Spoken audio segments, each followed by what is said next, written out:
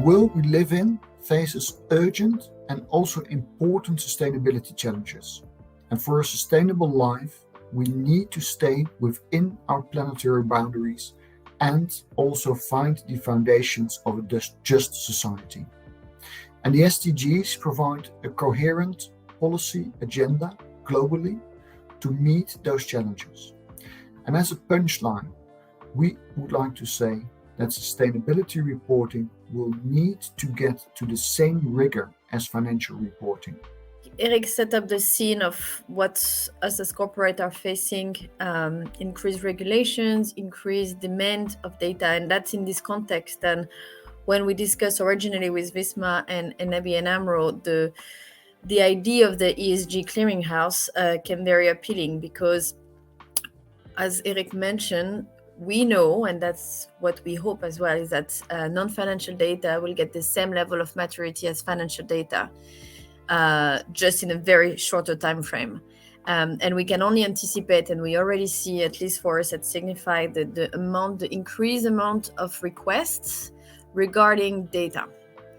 And that's become a challenge, not only to gather all this new data, but also report on this data and share this data externally. And of course, we have an annual report, but I think the idea here is like looking at the potential of the ESG Clearing House will not solve all the issues that we're facing in that realm, but really will facilitate the exchange of data. So the perspective from the financial sector or the capital provider is that for our data sourcing and for the relevance of our data is that 95% of our total impact is in our scope 3.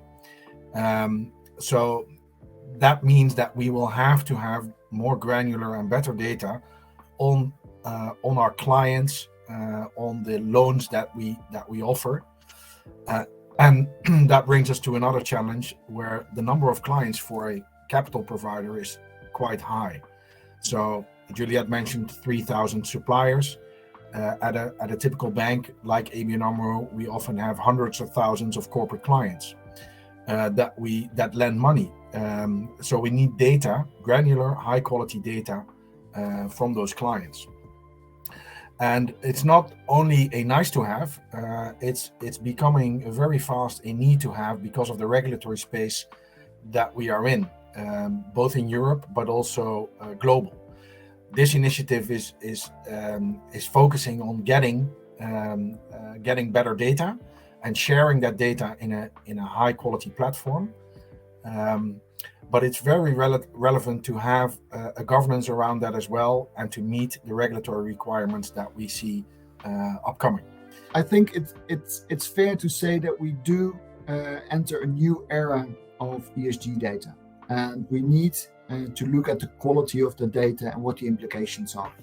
And I think from what Juliette and what Cheers both shared, we see there are some core challenges ahead here.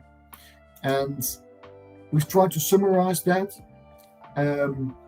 First, we think that the big question is whether the sustainability reporting landscape, and it's not just about the annual report, it's about all the exchange of sustainability metrics, is it ready to cope with the new requirements of reliability and comparability? And we see those requirements coming at us from regulation and also from investors and other drivers are behind it as well.